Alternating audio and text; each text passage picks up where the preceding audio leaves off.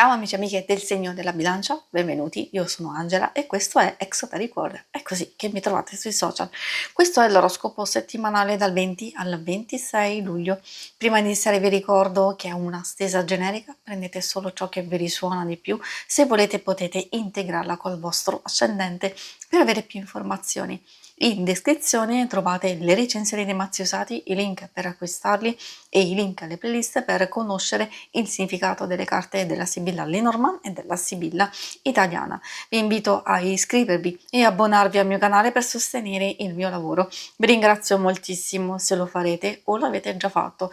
E adesso partiamo con la lettura, andiamo a vedere le energie principali e poi vedremo i segni zodiacali da attenzionare, l'amore, il lavoro e le finanze.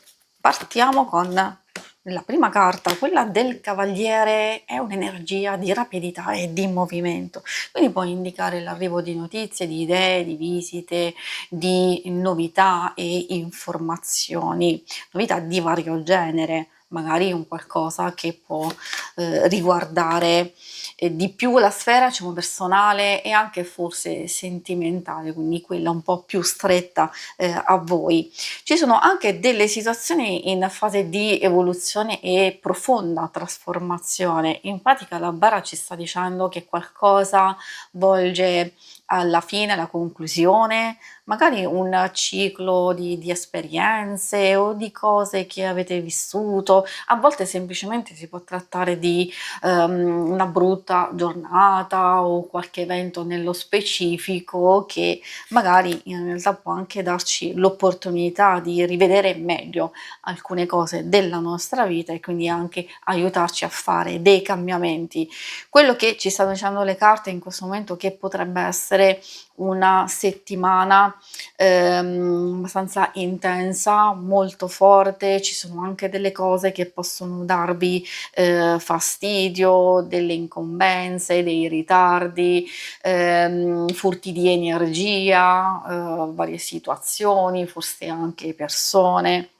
Il cavaliere ricordo che può anche indicare, visto che è una carta di movimento, spostamenti, può essere un viaggio, potrebbe essere uno spostamento importante per voi, eccetera. Quindi, come vedete, energie molto forti che in qualche modo devono essere gestite. Ma adesso vediamo proprio come si riflettono nei vari ambiti, ma prima i segni zodiacali da attenzionare particolarmente sono i segni di fuoco, Ariete, Leone, Sagittario, e troviamo anche un po' quelli di Aria, Gemelli, Bilancia e Acquario. E adesso procediamo con l'ambito amore.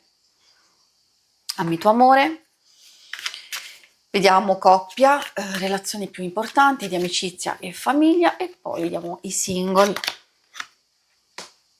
Questa bellissima carta della rosa ci parla di un amore o di unione, anche di un rapporto che è felice, c'è un buon connubio, fusione di sentimento, forse anche di passione. Ci può parlare anche di desideri realizzati, quindi pienezza sotto tutti i punti di vista.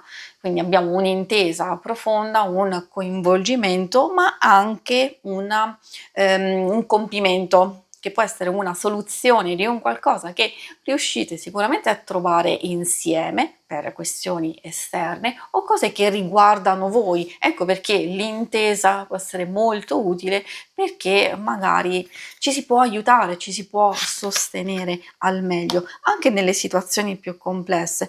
Poi queste in realtà possono anche riguardare cose strettamente personali che appunto magari non hanno a che fare con la vita sentimentale o, come abbiamo visto, sia di amicizia e familiare, perché in realtà dico questo, che alcune cose, soprattutto in questa sfera, sono molto molto positive. Allora mi viene in mente che quelle che sono un po' più difficili, un po' più complesse, perché magari c'è una trasformazione in atto, in corso, o magari nella vita un po' più pratica, lavorativa, del denaro, quindi quelle cose più materiali, perché insomma qui si vede una fase, o di pienezza, di raggiungimento di felicità, e questo può riguardare anche i single, perché, sia la rosa, il tulipano, anzi possono parlare di, quell'appagamento, quella soddisfazione. Magari se state, conoscendo, frequentando una persona, allora, magari le cose possono procedere nel miglior modo possibile, almeno per il momento.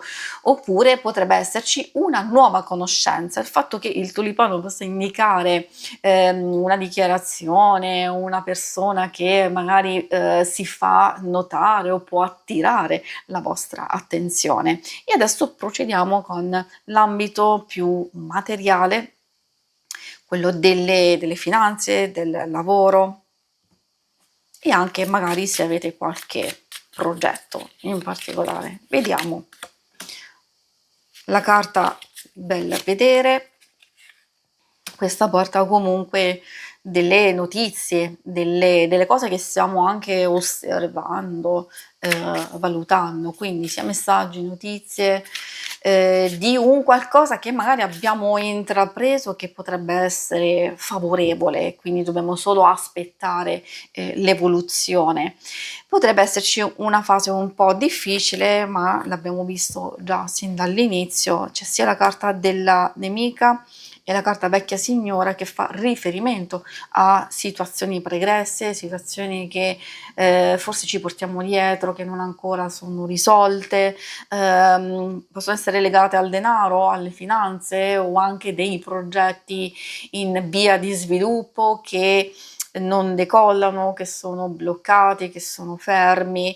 C'è questa fase di trasformazione, questo lo dovete capire voi in realtà, perché ricordo che è una stesa generica. Le indicazioni principali, scusate, possono riguardare un qualcosa che non sta funzionando, un qualcosa che o ha a che fare con una persona o con una situazione nello specifico. Può essere lavoro, può essere un investimento, può essere un nuovo progetto o qualcosa che vi portate dietro da un po' di tempo, magari una, problematica di qualsiasi circostanza vi sta un po' confondendo, un po' vi appesantisce, un po' può essere proprio difficile, e questa che può bloccare i nuovi sviluppi, dei cambiamenti che possono essere veramente importanti per voi. Delle indicazioni, ovviamente vi consigliano di trovare un po' di lucidità, di, guardarvi intorno, di osservare probabilmente altre possibilità, altre circostanze per andare a sbloccare il vostro potenziale. Come dicevo, in qualsiasi circostanza, per tutti, questo vale per tutti, c'è un qualcosa che sta rubando la vostra, energia, il vostro tempo, anche magari, il vostro stesso, denaro, e quindi è questa cosa che secondo me va attenzionata prima di, procedere avanti, perché magari c'è bisogno di trasformare profondamente qualcosa, ma questo sono sicura che lo capirete voi. Si conclude qui la lettura, vi ringrazio per avermi seguita. Se volete, in alto a destra trovate il logo per iscrivervi al canale, mentre in basso trovate le schermate per vedere il vostro oroscopo mensile e lunare quindicinale. Alla prossima, vi auguro una buona settimana. Ciao!